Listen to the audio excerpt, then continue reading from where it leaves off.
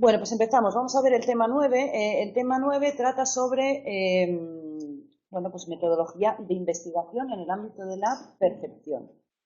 Por tanto, el tema se resume en función un poco, bueno, pues de la historia, lo que hablamos el otro día un poco de la psicofísica, se resume en si queremos evaluar, bueno, más bien valorar o cuantificar un estímulo, ¿vale? Dentro de la psicofísica tienen en cuenta sobre todo la intensidad del estímulo. Posteriormente, como veremos, los métodos que se desarrollan tienen en cuenta nuestra sensación subjetiva, ¿no?, de la intensidad de un estímulo. Tenemos un poquito la diferencia, ¿vale?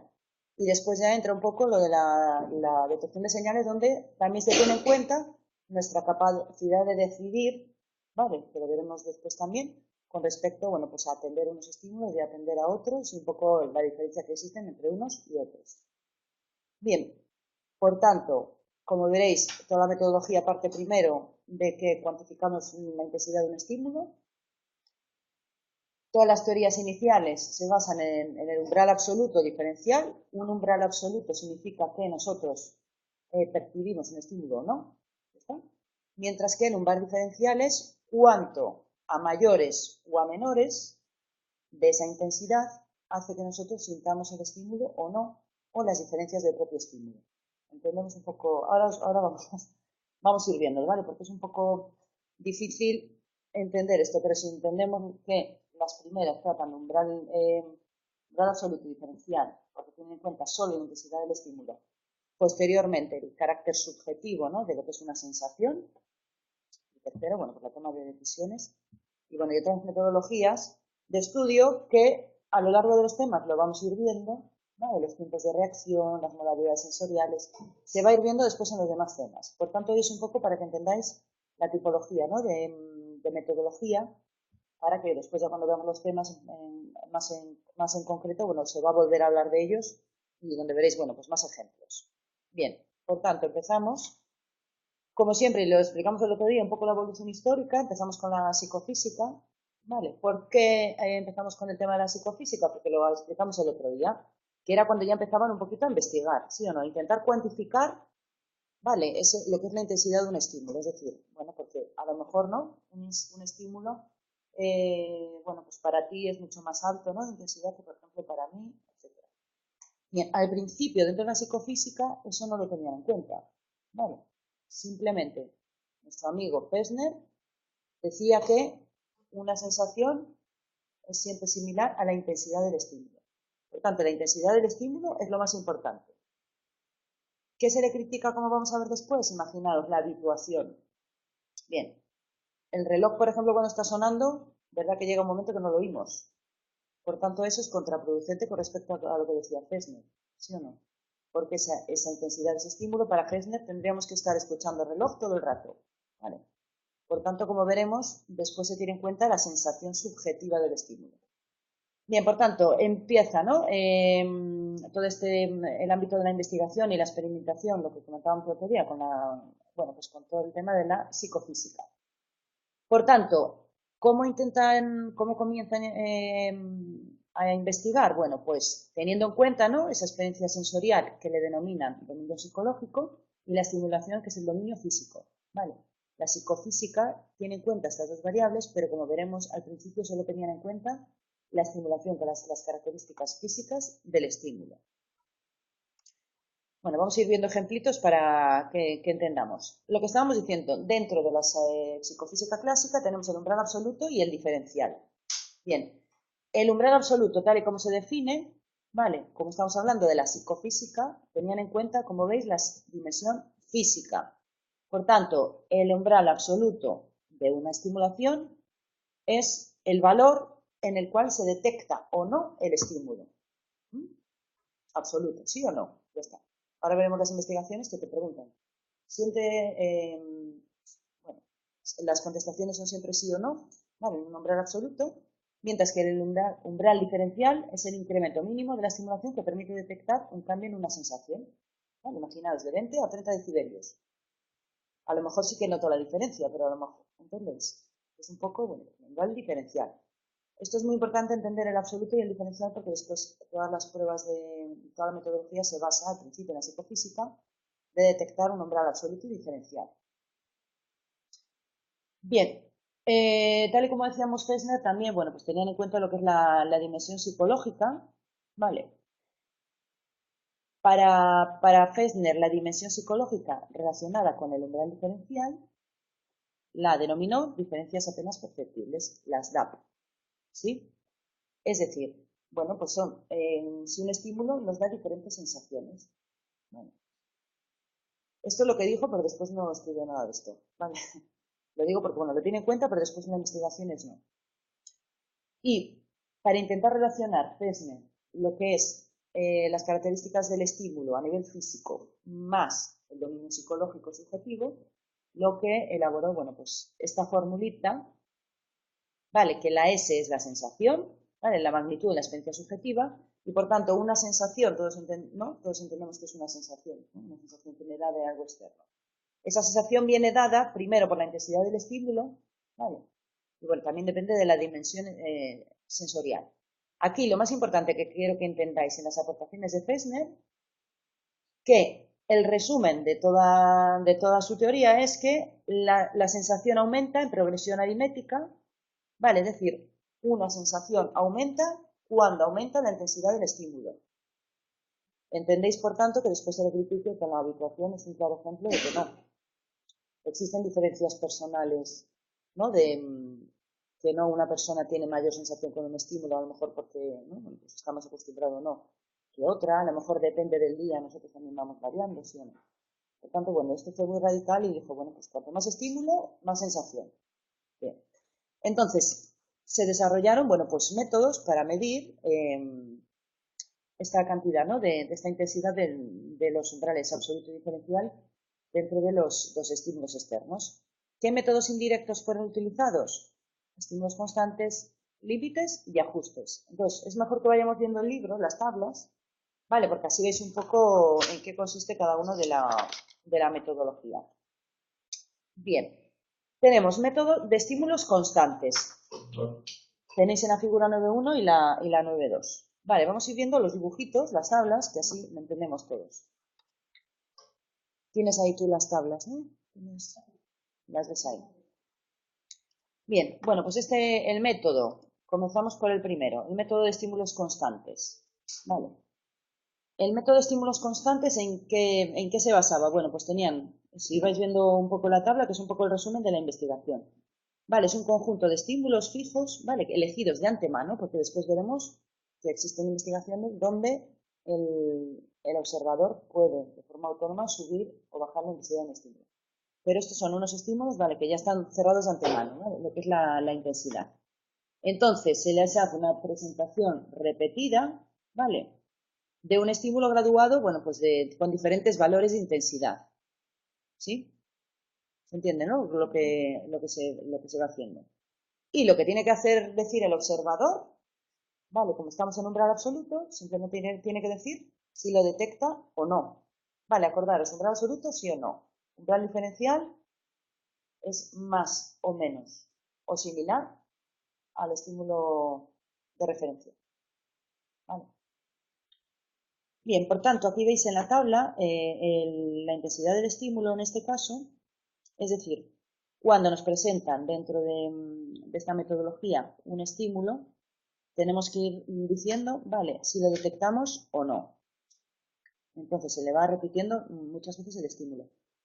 En esta tabla, cuando decimos cuál es la media, ¿no? Es decir, la media de la intensidad de un estímulo donde el 50% de las veces lo detectamos, ¿qué intensidad en este caso sería? A ver, por eso hay que ir viendo los dibujos. Cuando detectamos un estímulo en el 50% de las veces, en este ejemplo, ¿cuál es la intensidad? ¿Eh? ¿Cómo en el A? Ah, decía yo en el A, claro. No, exacto, 170. Vale. Por tanto, el 50% de las veces detectaremos el estímulo, ¿sí? Con un sí. Bien. Esto es para decir si o no lo detectamos, ¿vale? Pero por otro lado tenemos que ver, oye, si por ejemplo uno de 140 lo vamos a detectar, uno de 100 o de 200 lo vamos a detectar. Bien, todo lo que se hace es ir dándolo estímulos con diferente graduación, ¿sí o no? Para que, si tú eres capaz de diferenciar la intensidad estimular. Vale. Entonces, atención aquí a las formulitas que nos ponen.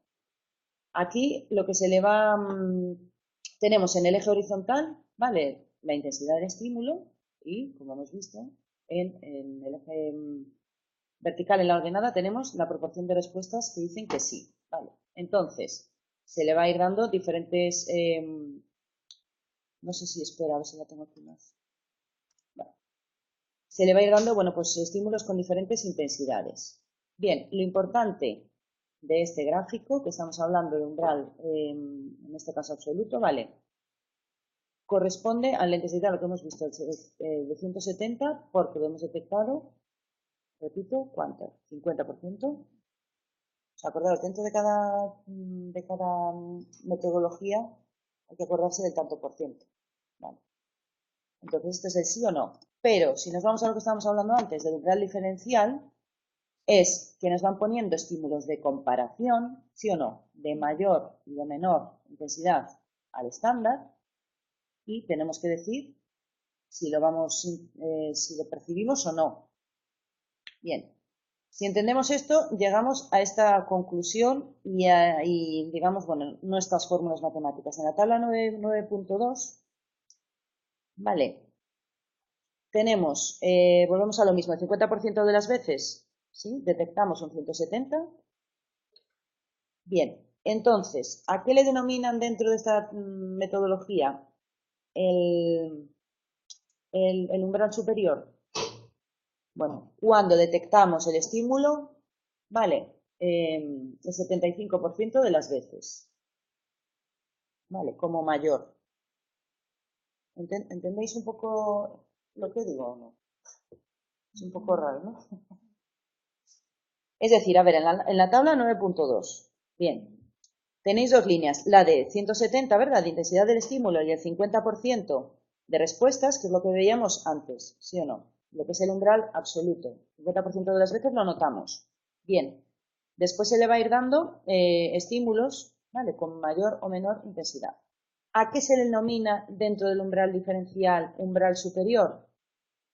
Cuando el 75% de las veces creemos que la intensidad es mayor. ¿Y a qué le denominaremos umbral inferior? Cuando pues el 25% de las veces vemos que es mayor. Por tanto, la diferencia entre el umbral superior y el umbral inferior, en este ejemplo de la tabla 9.2, que se le denomina umbral diferencial, ¿cuál es la cantidad? Entre el umbral superior y la inferior. El umbral superior, el 75% de respuestas que sí, que es mayor, se corresponde con qué intensidad del estímulo.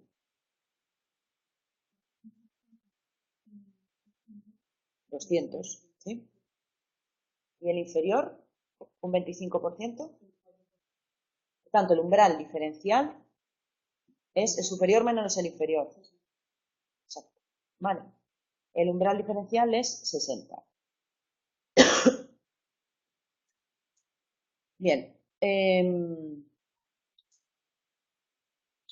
Vale, lo que también dentro del umbral diferencial, aquí lo que es el 170 también se le denomina punto de igualdad subjetiva. ¿Vale? ¿Por qué? Porque el 50% de las veces lo detectamos, ¿vale? Como mayor al estímulo. Bueno, aquí simplemente lo que tenéis que entender es que vamos poniendo diferentes estímulos y una persona tiene que detectar, ¿no?, si lo percibe o no, y por otro lado, si es mayor o menor al original. Y ya está.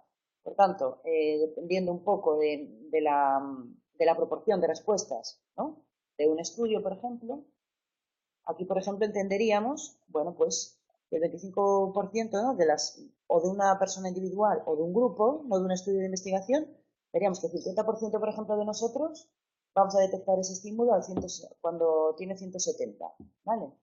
Depende de la modalidad sensorial, decibelios o lo que queramos. ¿Vale? El umbral inferior es 25% y el superior 75%. ¿Vale? ¿Por qué? Porque evaluamos la intensidad, mayor o menor. ¿Sí? Como no habéis leído el tema, digo, os recomiendo que lo leáis, porque explicado es complicado, pero si lo vais leyendo y vais viendo las tablas, pues no lo vais a entender, bueno, pues mucho mejor. Por tanto, tenemos el umbral superior, el estímulo, ¿verdad? Que se presenta en este caso a intensidad 200, porque estamos a un 75%. Tenemos el umbral inferior, que en este caso es 140, porque aquí está el 25% de respuestas estándar. Y lo que os comentaba, el umbral diferencial, ¿vale? Es el umbral superior menos el inferior dividido entre 2, es decir, un 30. El umbral total dentro del umbral absoluto era 60, aquí cada 30. ¿Esto qué significa? Que cada 30 categoría de igual a la dimensión sensorial de cambio de intensidad de un estímulo, la vamos a notar. ¿Sí?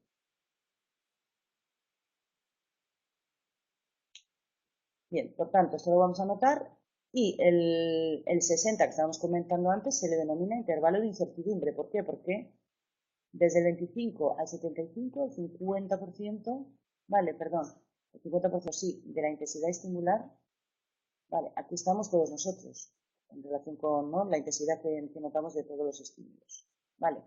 Por eso se llama intervalo de incertidumbre, porque hay gente que lo notará al 185, hay gente que lo notará al 155, etcétera, vale, todo por aquí, del 25 al 75, ¿sí? La psicofísica. Bien, método de los límites. Si vamos, por ejemplo, a la figura 9.1, ¿vale? Tenemos umbral absoluto, lo que os decía, si lo detectamos o no. Veis aquí, bueno, aquí la diferencia con el anterior es que, si veis en la tabla 9.1, que pone, ¿no? Tipo de serie ascendente y descendente. Es decir, se presentan diferentes intensidades estimulares y yo tengo que decir si lo noto o no lo noto. Imaginaos que es un ruido, un sonido, ¿vale? De 60 decibelios, por ejemplo. Bueno, vamos a hablar más bien del ejemplo aquí para no liaros. La tabla 9.1, veis, por ejemplo, tipo de serie ascendente y descendente. Vale, se va cambiando de ascendente a descendente, ascendente, descendente. Yo presento en la columna A un estímulo a 130 y ¿lo noto o no lo noto? Sí. ¿A 120? No. Vale, ahora me lo ponen al revés. Empezamos descendente. A 150 lo noto. 140 sí, 130 sí, 120 sí. ¿A 110? Bien, por tanto, veis que el método de los límites, porque van al límite superior y al límite inferior, y que los van cambiando. Un punto. Vale. Por tanto, ¿qué información creéis que podemos sacar de este método de los límites viendo este cuadro? Yo aquí puedo sacar, oye, ¿y con qué intensidad suelo, ¿no?, detectar este estímulo en particular? A ver, por ejemplo, ¿cómo se calcula esto? En la columna A, ¿cuál es la intensidad del estímulo? Para que yo diga que sí y que no. Ese cambio entre uno y otro. Exacto, por tanto, la mitad. ¿Veis que pone aquí puntos de transición? 125, ¿sí o no? Lo pone debajo, puntos de transición.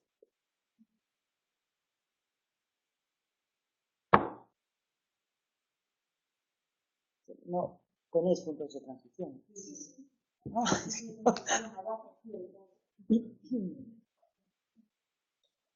Por tanto, cuando me han presentado a mí un estímulo en la columna A, en el 125 de media, ¿no?, entre sí y el no, yo lo he notado. Bien, en la columna, en la segunda columna, ¿cuándo lo he notado? Por tanto, en el 115. Bien, entonces me han hecho 3, 4, 5, 6, 7, 8, 10 veces, ¿verdad? Ascendente, descendente, ascendente, descendente. Por tanto, ¿cuál es el umbral absoluto? Es decir, de toda esta media, ¿no?, de puntos de transición, es decir, de cuando yo lo he notado a cuando no lo he notado. ¿cómo calcularíais la media? Bueno, os viene ahí abajo, que tampoco tiene más complicación. Hacemos la media de los 10, ¿sí o no? Sumamos 125 más 115 más 115 más 115 dividido entre 10 porque son los ensayos. Por tanto, ¿cuál es el umbral absoluto en este caso, en este tipo de metodología de los límites, para que yo note un estímulo? 113, ¿sí? ¿Entiendo esto? Bien, por tanto, aquí la formulita importante, el umbral absoluto, veis que es fácil de sacar. Bien, después, dentro del método de los límites, tenemos que hallar, imaginaros el umbral diferencial. Entonces vamos a la tablita 9.2.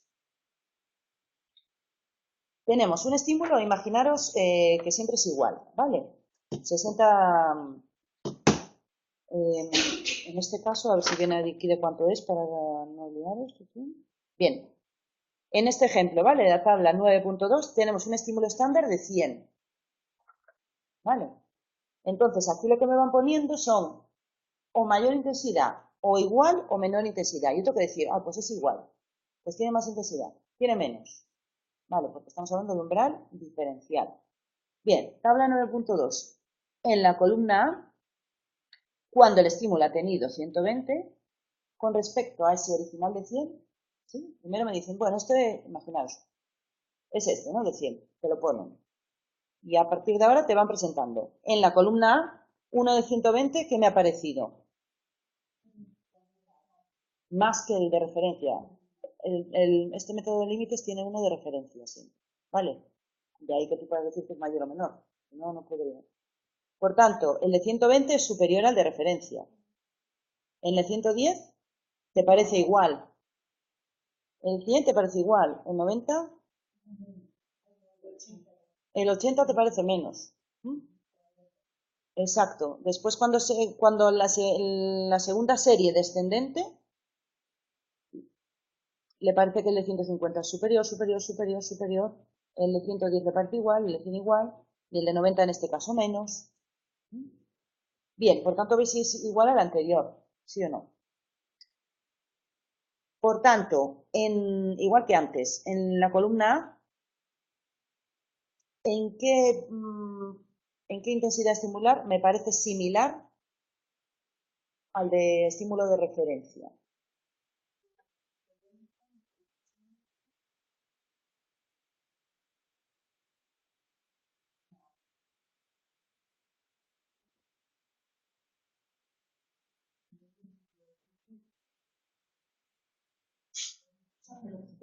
Ya, estoy sacando de A ver, vamos a ver. Tenemos, a ver si lo he puesto aquí, así ya los vais.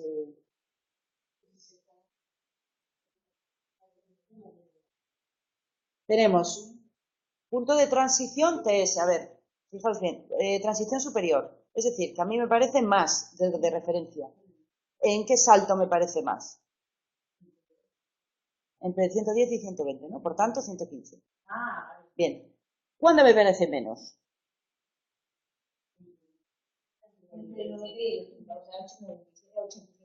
Exacto, ¿veis que lo tenéis debajo? Transición superior y transición inferior. ¿Se entiende, no? Bien. ¿Eh? Claro, no, yo quiero que sepáis de dónde salen los números, porque si no, después, y por eso es importante el libro, para que vayáis poniendo ahí a lápiz lo que sea. Bien, importante, el umbral diferencial, ¿veis que lo tenéis debajo? Umbral diferencial, UD, umbral diferencial, es el incremento mínimo requerido para que se pueda percibir una diferencia entre estímulos. ¿Vale? Aquí lo podemos hacer, por ejemplo, con el A, con el D, pero bueno, si sumamos, ¿no? Si sumamos todos los TS superiores, y hacemos una media, ¿no? Y sumamos todos los inferiores y hacemos una media, tenemos el umbral diferencial, ¿sí o no? El superior menos el inferior. ¿Qué significa en el umbral diferencial un 11? Pues que cuando existe a nivel de intensidad del estímulo, más 11 o menos 11, yo noto la diferencia. Vamos, en este caso, este señor que ha hecho esta investigación, a lo mejor tú notas un 18, ¿sí? ¿Entendemos de todas las puntuaciones? Vale. Bien, tenéis otras fórmulas, punto de igualdad subjetiva. Es decir, es el punto en que percibimos que un estímulo es igual al estándar, pero no lo es. Tenéis aquí la formulita en la página anterior. El PIS, ¿vale? Bien, ¿cómo se calcula el PIS? Pues podemos hacerlo por una columna o por todas juntas. Bueno, pues es el superior menos el inferior dividido entre 2. ¿Entendemos? ¿El PIS o no? ¿Sí o no? Sí.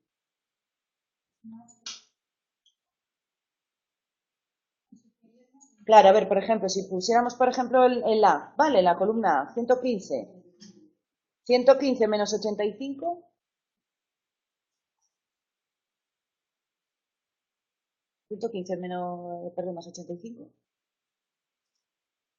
No sé por qué, cuando hablo de matemáticas tengo que partir. Sí, de repente ahora sí. 115 más 85, 200, ¿no? 200 entre 2. Bien, ¿no? Bien.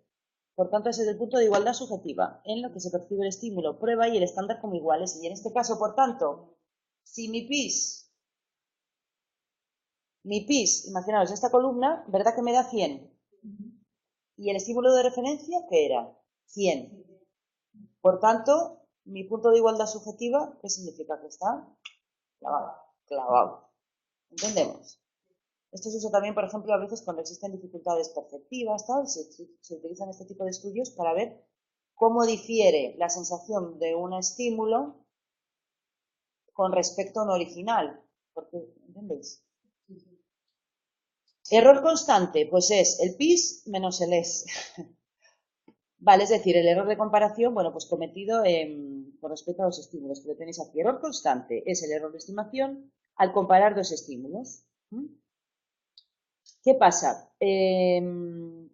Cuando el error constante es negativo, subestimamos el estímulo de prueba en relación al estándar. ¿Vale? Y si es positivo, indica lo contrario. Bien. Error constante, es decir, daros cuenta que aquí, por ejemplo, en la primera columna vemos que es igual el de 90, ¿sí o no? Vemos que es igual el de 110. Bueno, pues eso es el error constante al final.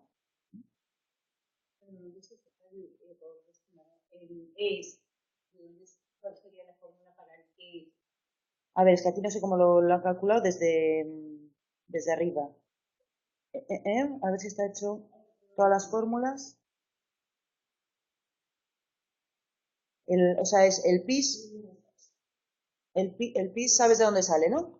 El PIS es US más el estímulo constante. El estímulo. ¿De dónde lo sacan? No, esto no, es que Es el estándar. estándar, no es error. Ah, ok. El estímulo de estándar o de referencia, que es 100 en esta investigación, en otra será otra.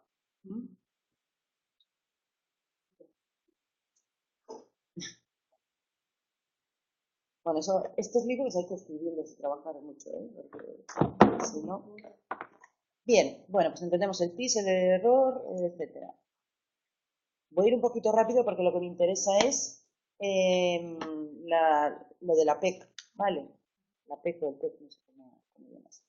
Bien, después tenemos el método de ajustes o error promedio, que tenéis también las tablas, como podéis ver, 9.3, 9.4, entonces es similar al anterior, pero en este caso el observador controla la variación del estímulo, ¿vale? Que por tanto vamos permitiendo, bueno, pues esta modificación. Se puede graduar el estímulo. Bien, como veis que es similar, ¿sí o no? Disminuye, con 100 lo notamos, ¿vale? Y en este caso 90 y 80, bueno, pues aumenta la que es la intensidad del estímulo. Bueno, es similar al anterior, ¿lo veis? Pero es el observador el que va modificando la intensidad. En el anterior es como automático, para que nos entendamos, y aquí tú le vas poniendo lo que tú quieres, si lo subes, lo bajas, ¿vale? un poquito, dependiendo un poco de la intensidad que percibe el sujeto. ¿Sí? ¿Por qué? Porque en general, si nos hacen la misma investigación a todos nosotros, cada uno vamos a tener nuestro umbral, ¿no?, absoluto y diferencial. Bien. Bien, esto, como veis, son los métodos de la psicofísica indirectos, que repito, os leéis el tema y hacéis todos los cálculos, etcétera. Voy a ir a lo más importante, que en este caso de este tema es la teoría de detección de señales, ¿vale? Porque es la PEC, para que sepáis exactamente dónde vienen las fórmulas, etcétera. Bueno, aquí os viene también un poco cuáles son las críticas de estos métodos que hemos visto hasta ahora, que es un poco lo que os comenté al principio del tema. Vale, porque no se tiene en cuenta tampoco no se tiene en cuenta la toma de decisiones que hace que a veces variemos, ¿no?, aspectos motivacionales, actitudinales, el momento, el estado de ánimo, bueno, todos estos factores que a veces modifican nuestras respuestas frente a la presentación de un estímulo. Por tanto, se tiene en cuenta a partir de estas teorías bueno, estos tipos de investigaciones vamos a ver la hora de la TD, se tiene en cuenta no solo el acierto, sino las falsas alarmas. Esto os acordáis que es una falsa alarma.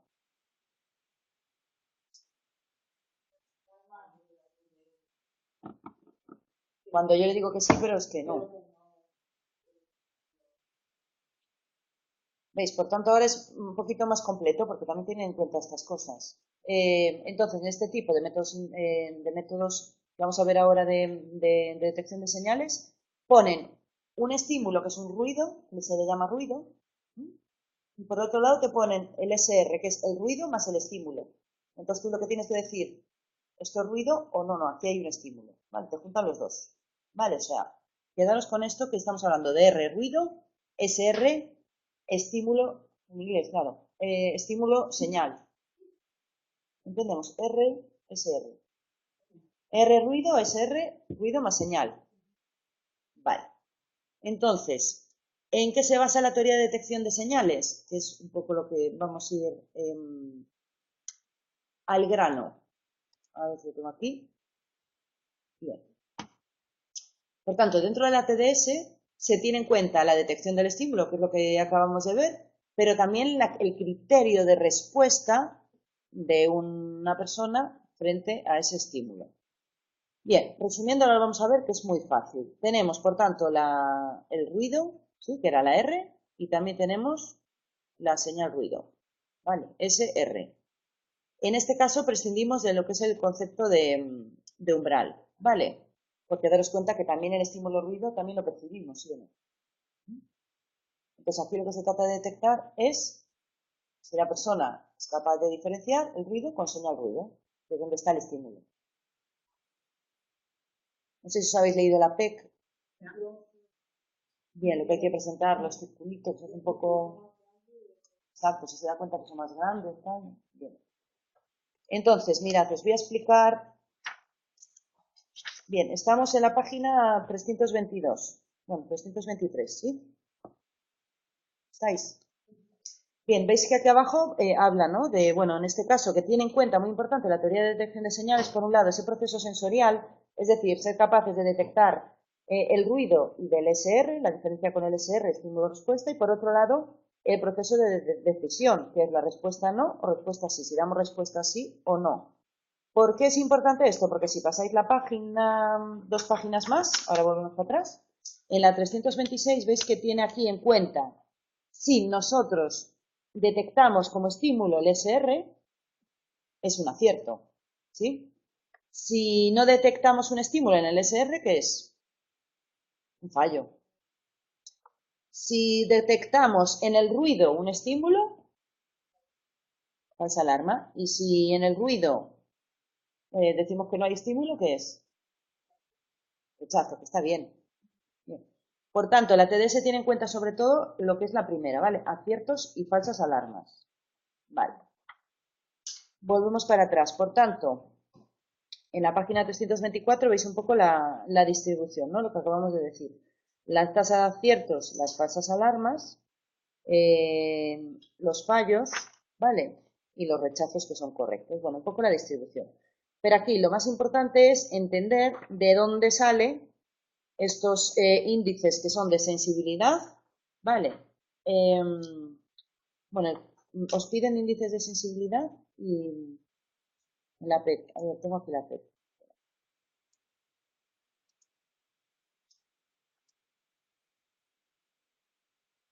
Vale, os piden sensibilidad y decisión, que es un poco los dos índices. Bueno, tiene más, tiene más índices. Bien, entonces, ¿qué tenemos que hacer con la PEC? Que se las leéis, tenéis que ir, ya os dan, ¿no? El orden aleatorio de presentación de cada una de las, bueno, eran círculos, ¿no? Círculos con diferentes diámetros. Entonces tienes que presentarle, bueno, pues que vaya diciendo, ¿no? Si detecta el cambio, si es igual al original. Dos sujetos, pero que son 40. 20. 80 y 20.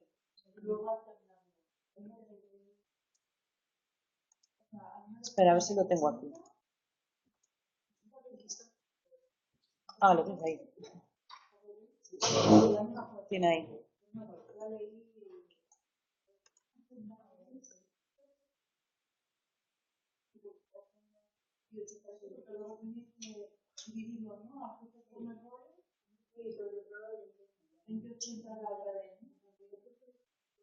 Claro, hay que hacer aleatorio 20-80, 80-20. Ir cambiando. Bien, entonces, cuando hagamos esa pequeñita investigación, al final lo que necesitamos es que tener esta tabla, ¿sí o no? Es un poco la tabla dentro de la TDS. Aciertos, fallos, falsas alarmas y rechazos. Que es la tabla que os aparece ahí. ¿No? Os aparece para cubrirla. Bien.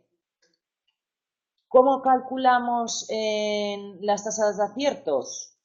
Bueno, si queréis vamos aquí al cuadro 9.2, porque es un poco lo que tenéis que hacer para que entendáis. En el cuadro 9.2 tenemos aciertos 30, fallos 70, ¿no? Falsas alarmas 15 y rechazos correctos 85. Bien. Tasa de aciertos. Es decir, aquí daros cuenta que están hablando de se presentan 100 ruido, 100 estímulo respuesta. ¿Entendéis este cuadro? El 9.2.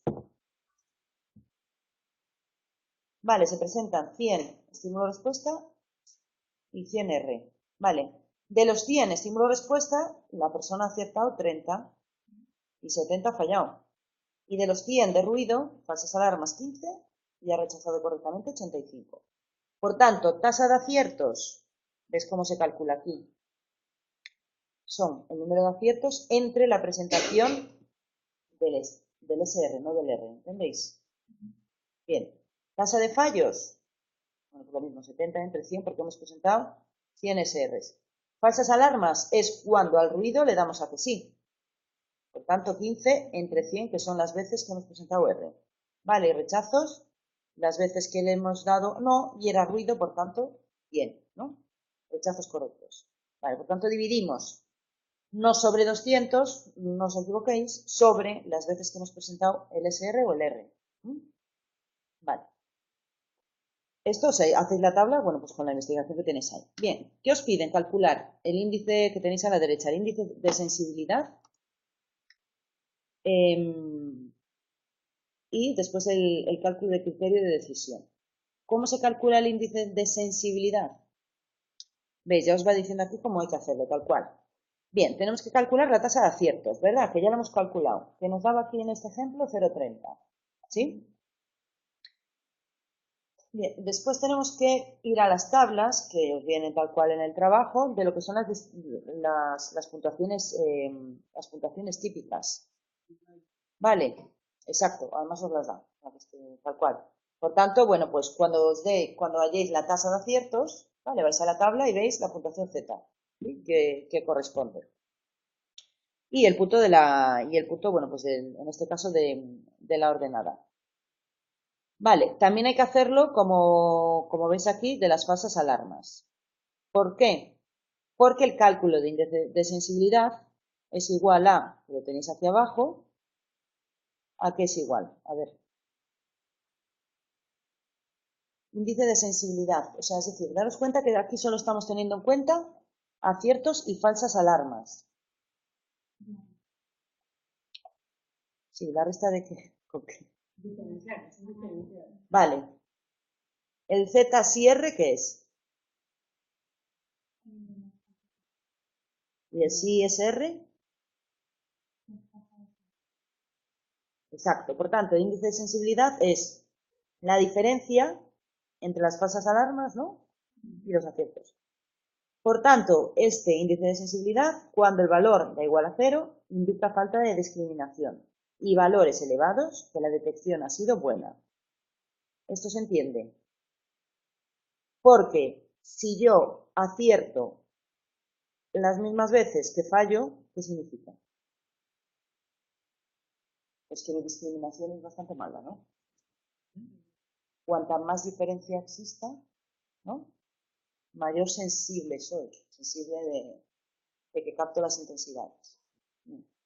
Por tanto, es el índice de sensibilidad.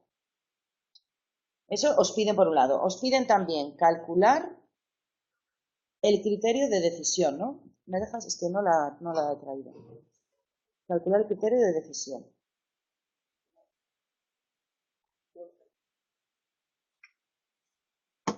A ver, que no acuerdo bien la definición.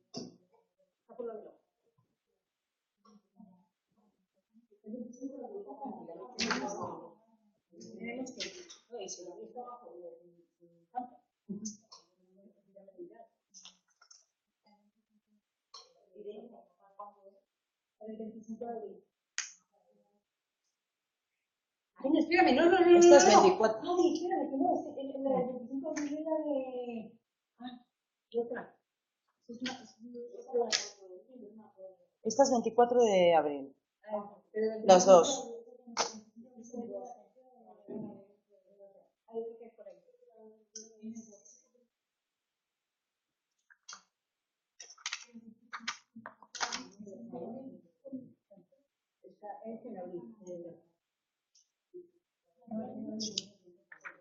A ver, esto simplemente hay que hacer esto. Tampoco tiene más, bueno, hacerlo, presentar los estímulos, pero después lo que son las formulillas, veis que es bastante fácil. Bien, os mandan también, a ver, la beta.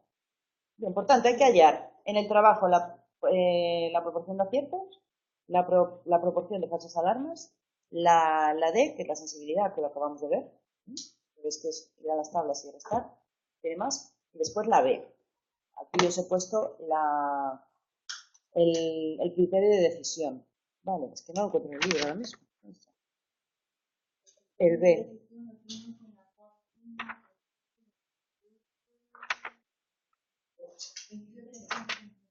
En la 28. Claro, por eso. No, esto es eje de sensación, no. Os piden de la beta. Sí, por eso.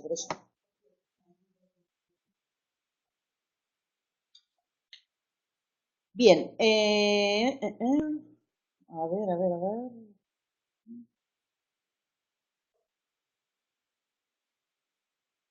A ver, si lo había preparado yo con un ejemplo. Ahora se me ha ido en tu presentación. 348. Vale, ok. Tenemos, por tanto, la puntuación típica. Fijaros aquí. Es que está aquí más claro. ¿Veis el lápiz cuando lo muevo?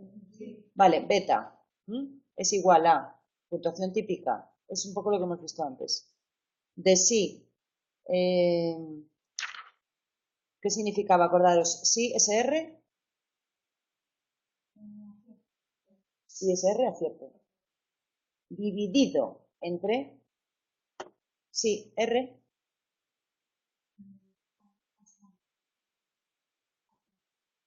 Por tanto, esto me da, imaginaros, pues 1,49. De las puntuaciones típicas que tenéis en las tablas.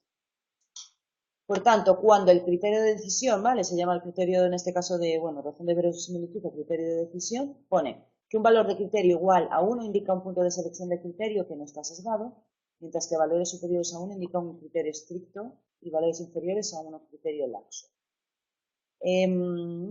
¿Esto qué significa? A ver, que tenéis aquí también, ponme un ejemplo. Mirad, en las curvas ROC de la página 330, en la figura 9.8,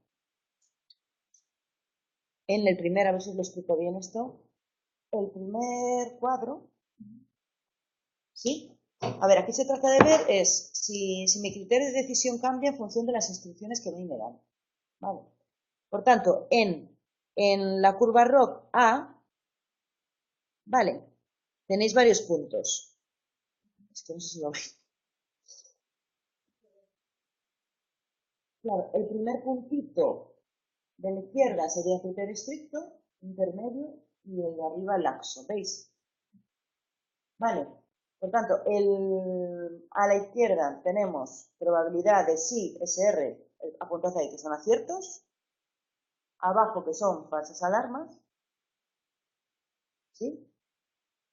Por tanto, cuando mi puntito, el primero, no la línea base del medio, este primer punto de esta curva ROC, que es un criterio estricto, ¿por qué se le denomina estricto?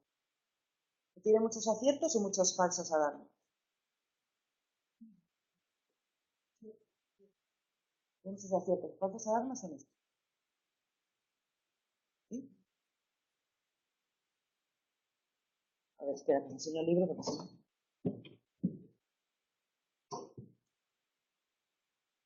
A ver, este cuadro. Primer puntito, criterio estricto, intermedio y lapso. ¿Por qué? Porque las instrucciones que yo le doy ¿no? En este caso al investigado, cuando es un criterio estricto, acierto mucho más. Si cuando es un criterio lapso, que me equivoco más y tengo muchas más facilidades. Vale, para eso sirven las curvas.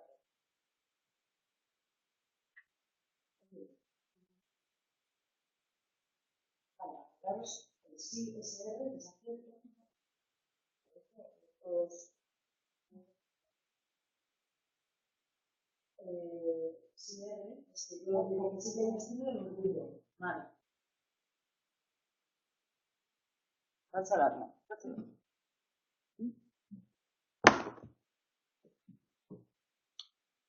Bien, por tanto, veis que es fácil, ¿no? Mirad, esa es la P, o sea, tenéis que poner porcentaje de aciertos, falsas alarmas, la D y la B. Vale, siempre con las tablas que tenéis ahí. O sea que tampoco... De todas formas, os dejo el email, ¿vale? Si tenéis alguna duda, me mandáis un email. Tampoco quiero hacerosla yo. Bien. Pues ya es la hora, es que nos hemos puesto aquí. Pero bueno, hemos entendido lo que hay que hacer. Se entiende bien leyendo el libro. Para explicarlo es más difícil de que tú lo entiendas. Es más fácil entenderlo leyéndolo que explicándolo. Sí, es complicado de explicar, pero como veréis es bastante fácil. Por eso os recomiendo desde luego que, vale, que lo leáis y pues no sé, es que todavía no me han abierto, es que no, todavía no me han abierto la parte del profesor con uno o dos archivos. Es que no lo sé. Pero bueno, ya os lo diré, ¿no? Hasta el 24 de abril.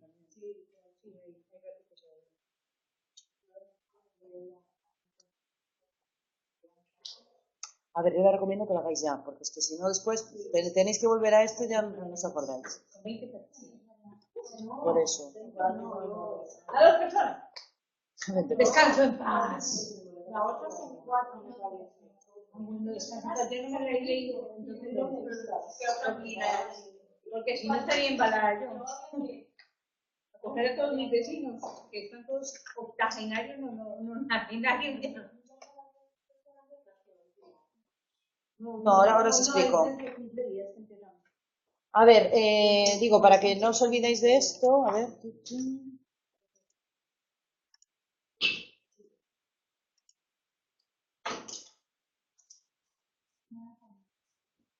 Vale, por favor no os equivoquéis, fijaros que cuando estamos calculando el índice de sensibilidad tenemos que coger una Z. Vale, para el índice de verosimilitud o de decisión, la I. Esto lo tenéis allí. Vale, digo que... Hospital aquí, pues... Ah, no, no está marcado. ¿Ya viste por qué no está marcado? No, he dicho yo, paciente. No he marcado.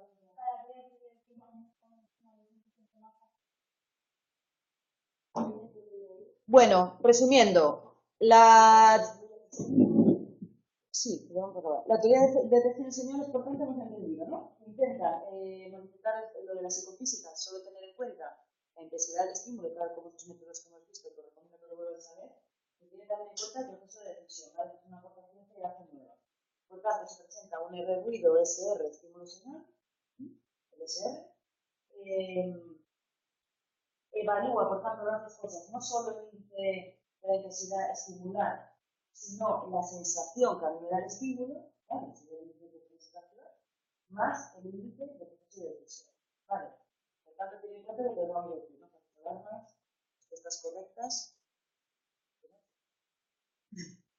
Y, vale, creo que estas correctas. Vale, ¿tenemos una para diferenciar la psicofísica, cómo va evolucionando? Vale. Vale, entonces, con respecto a lo de las clases que comentabais,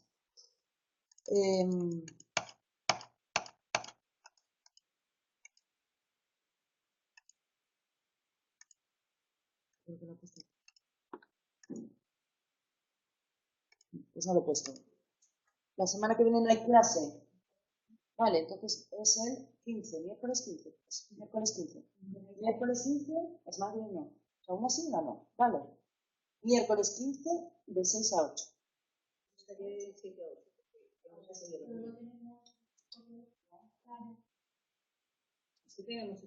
Claro, pero estos son de dos cursos.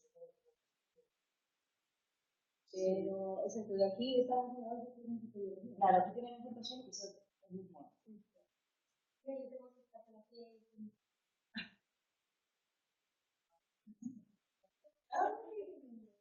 Yo empecé, claro, es que nos vamos a la calculadora, cualquiera. O sea, de 5 a 7 mal.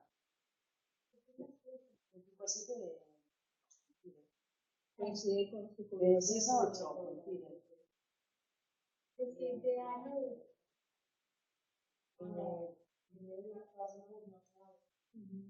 Claro, las 7 a 9 saldría mejor. Sí. A mí me vendría mejor. Bueno, te pregunto. ¿Y a ti? A mí peor, pero bueno, tampoco pasa nada.